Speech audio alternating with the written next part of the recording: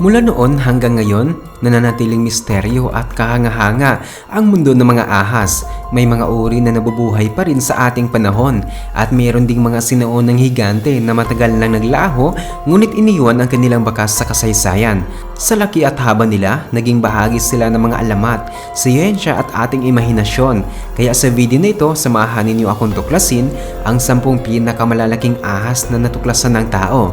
Mula sa mga kilala nating species ngayon hanggang sa mga sinaunang nilalang na minsan nang gumalaw sa ating mundo. Una ay pag-usapan natin ng Uringer.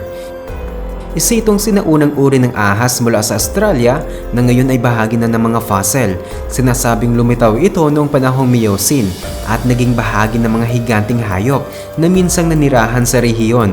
Umabot ito ng halos 20 talampakan ng haba at halos 1 talampakan ng lapad, kaya talagang namang kahanga-hanga ang laki nito. Ang pangalan na Uringer ay hango sa tradisyonal na tawag ng mga tao sa Arnhem Land na konektado sa alamat ng rainbow serpent.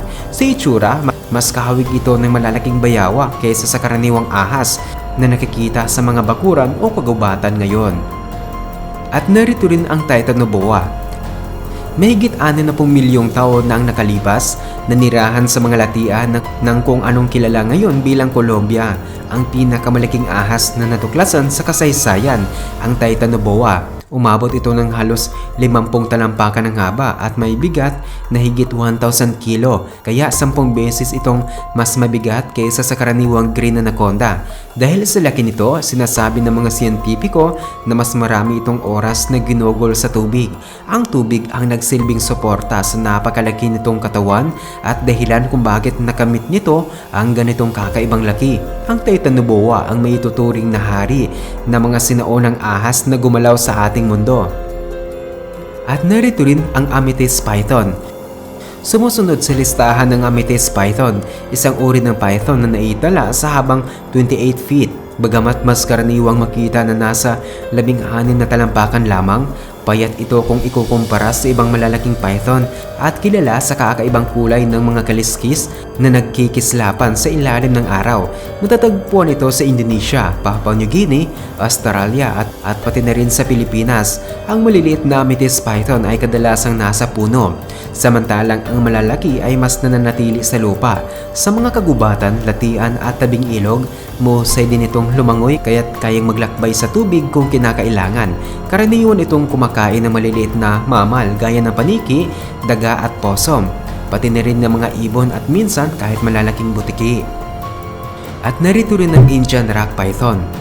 Matatagpo naman sa India, Nepal, Sri Lanka at Pakistan ang Indian rock python. Karaniwan itong nakikita sa mga kagubatan, tabing ilog at mabatong lugar. Kilala ito bilang isang mapag-isa na uri ng ahas na madalas naghihintay ng pagkakataong makasalo ng pagkain sa pamamagitan ng pagtambay sa puno o sa lupa. Ang pinakamalaking naitalang Indian rock python ay nasa 20 talampakan, ngunit karaniwang umaabot lamang sa 12 hanggang 14 na talampakan. Maaari rin itong umabot ng halos 200 pounds ang bigat. Ang natatangi dito ay ang pagiging maalaga ng ina sa kanyang mga itlog. Umaabot sa 10 hanggang 100 ang inilalabas niya at binabalot niya ang mga ito ng kanyang katawan hanggang sa mapisa. Sa panahong iyon, halos hindi siya umalis at ginagamit pa ang init ng kanyang kalamnan upang protektahan ang kanyang mga supling. At narito rin ang green anaconda. Kabilang sa pamilya ng mga boa, ang green anaconda mula sa South America ang itinuturing na pinakamalaki kung ikukumpara sa bigat. Mas mahaba ng kaunti ang pinsan nitong reticulated python, pero dahil sa laki ng katawan ng anaconda, halos doble ang bigat nito. Umabot ito ng higit 29 na talampakan, tumitimbang ng mahigit 250 kilo at may lapad na halos 1 talampakan. Nakakamit nila ang ganitong laki sa pagkain ng iba't ibang hayop gaya ng baboy ramo, usa, ibon at marami pang iba. Hindi ito makamandag bagkus gumagamit ng lakas ng katawan upang balutin ang nahuling pagkain. Meron din silang panga na kayang bumuka ng gusto kaya't nakakaya nilang lumunok ng buo anuman ang laki ng pagkain at nakakatagal sila ng linggo o buwan bago muling kumain. Kadalasan ang green anaconda ang nangunguna kapag pinag-uusapan ang pinakamalaking ahas na nabubuhay sa kasalukuyan. Pero ayon sa mga eksperto, may dalawang sinaunang species na mas malaki pa rito at mabuti na lang matagal na silang naglaho. At narito rin ang wambi. Ang wambi ay isang sinaunang ahas na umaabot ng mahigit 20 talampakan ng haba. Isa rin itong constrictor. Ibig sabihin, gumagamit ito ng higpit ng katawan para kontrolin ang pagkain imbis na kamandag. Bagamat hindi ito nakakapinsala sa mas malalaking hayop, kilala pa rin itong kakaibang uri ng ahas noong panahon nito. At narito rin ang African rock python. Isa ito sa pinakamalalaking ahas sa buong mundo at matatagpuan sa Sub-Saharan Africa. Hindi ito makamandag pero kilala at kinatatakutan dahil sa laki nito. Ang pinakamalaking naitala ay umaabot ng 25 talampakan, bagamat karaniwan ay nasa 11 hanggang 13 talampakan labang.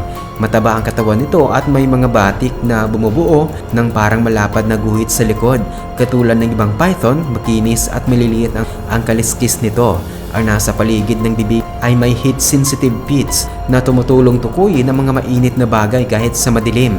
Meron din itong dalawang functional lungs, higit sa karamihan ng mga modernong ahas na isa na lang ang gumagana. Bukod pa rito, makikita sa katawan nito ang maliliit na pelvic spurs na pinaniniwalaang bakas pa mula sa panahong may mga paa pa mga sinaunang ahas.